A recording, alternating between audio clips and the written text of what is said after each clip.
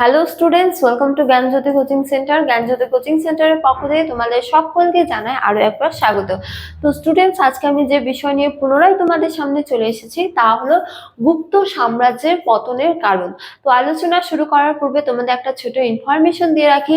তোমরা যারা এখনো আমাদের সাথে যুক্ত হওনি কিংবা যুক্ত হতে চাইছো, তারা উপরের এই দুটো নাম্বারের মধ্যে যে কোনো একটিতে যোগাযোগ করে আমাদের সাথে যুক্ত হতে পারো। চলো আর দেরি না করে আমরা আজকের আলোচনা শুরু করি।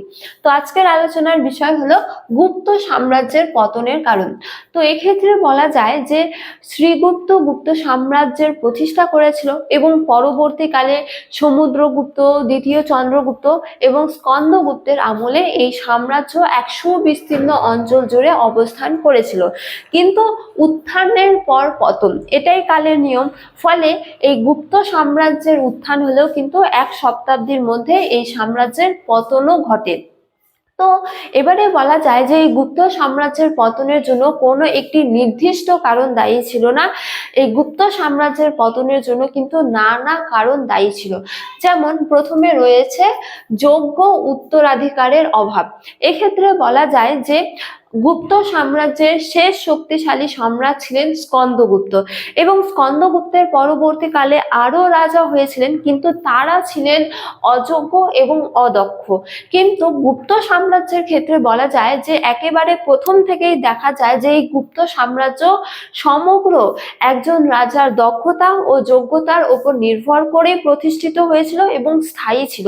কিন্তু পরবর্তীকালে এই রাজারাই যখন অদক্ষ অযোগ্য হয়ে ওঠে, তখন কিন্তু এই সাম্রাজ্যের পতন অনিবার্য হয়ে পড়ে। তো ফলে যোগ্য উত্তরাধিকারের অভাব গুপ্ত সাম্রাজ্যের পতনের জন্য অনেকাংশেই দায়ী ছিল। তারপরে হলো প্রাদেশিক শাসনকর্তাদের বিদ্রোহ।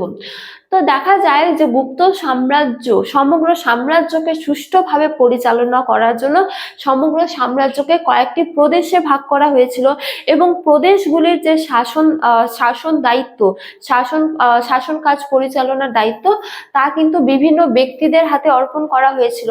ফলে এই প্রাদেশিক শাসনকর্তারা কি হয়ে যায়, ধীরে ধীরে ক্ষমতাশালী হয়ে ওঠে এবং রাজারা ধীরে ধীরে ক্ষমতাহীন হতে থাকে।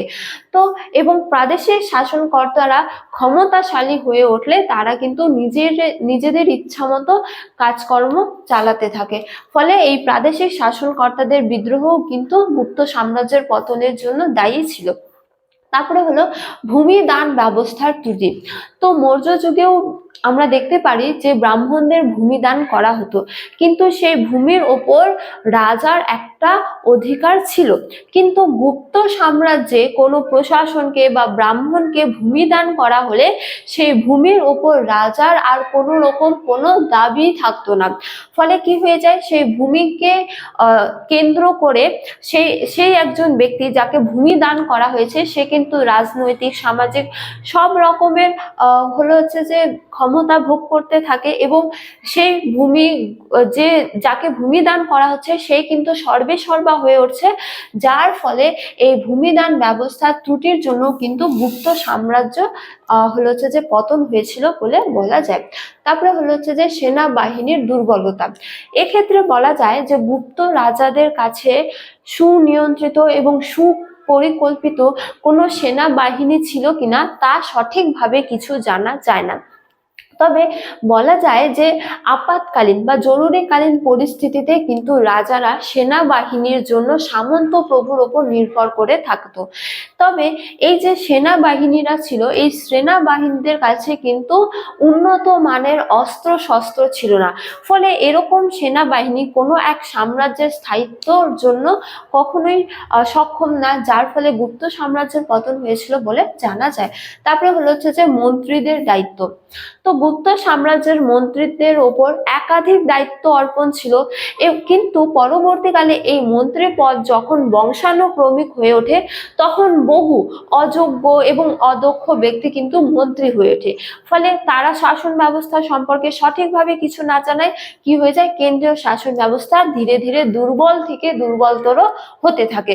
ফলে মন্ত্রীরাই যখন অদক্ষ হয়ে ওঠে তখন আর কিভাবে ভালো করে শাসন ব্যবস্থা পরিচালিত হবে, যার ফলে এই মন্ত্রীদের দায়িত্ব কিন্তু গুপ্ত সাম্রাজ্যের পতনের জন্য দায়ী ছিল। তারপরে হুন আক্রমণ। তো স্কন্দগুপ্তের আমলে হুন আক্রমণ হয়েছিল এটা আমরা জানি, কিন্তু স্কন্দগুপ্তের আমলে যখন হুন আক্রমণ হয়েছিল তখন স্কন্দগুপ্ত এই হুনদের চূড়ান্তভাবে পরাজিত করতে সক্ষম হয়েছিল। কিন্তু স্কন্দগুপ্তের পরে মিহিরকুল এবং হলো হচ্ছে যে তোরমান নামক যোগ্য ব্যক্তিত্বের নেতৃত্বে এই হুনরা পুনরায় শক্তিশালী হয়ে ওঠে এবং আবার গুপ্ত সাম্রাজ্যের দিকে হানা দেয়।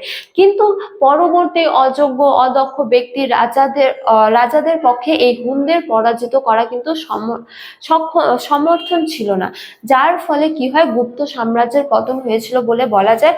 তারপরে হলো হচ্ছে যে অর্থনৈতিক কারণ। এক্ষেত্রে বলা যায় যে গুপ্ত সাম্রাজ্যের অর্থনীতির মূল ভিত্তি ছিল কৃষিকাজ এবং ব্যবসা বাণিজ্য। কিন্তু দেখা যায় যে গুপ্ত সাম্রাজ্যের বা গুপ্ত আমলে রোমের সঙ্গে ভারতবর্ষের যে বাণিজ্য চলছিল সেই বাণিজ্য হ্রাস পেয়েছিল। এছাড়া অভ্যন্তরীণ ক্ষেত্রেও বাণিজ্যের মন্দা দেখা দিয়েছিল এবং যে গ্রাম এবং জনপদগুলি ছিল তারাও কিন্তু নিজেদের পরিমাণ মতোই কৃষি উৎপাদন করত, বেশি পরিমাণে ফসল উৎপাদন করতো না, যার ফলে বহু অর্থনৈতিক সংকট দেখা যায় এবং এই অর্থনৈতিক সংকটের জন্য কিন্তু গুপ্ত সাম্রাজ্যের পতন হয়েছিল বলে মনে করা হয়। তো স্টুডেন্টস, এই ছিল আজকে আমার আলোচনার বিষয়। তোমাদের ভিডিওটি ভালো লাগলে অবশ্যই ভিডিওটি লাইক করে বন্ধুদের সঙ্গে শেয়ার করো এবং আমাকে অবশ্যই কমেন্ট করে জানিয়ে তোমাদের ভিডিওটি কেমন লেগেছে। তোমাদের সাথে দেখা হবে অনেক ভিডিওতে অনেক টপিক নিয়ে। ততক্ষণ ভালো থাকো, সুস্থ থাকো। Thank you.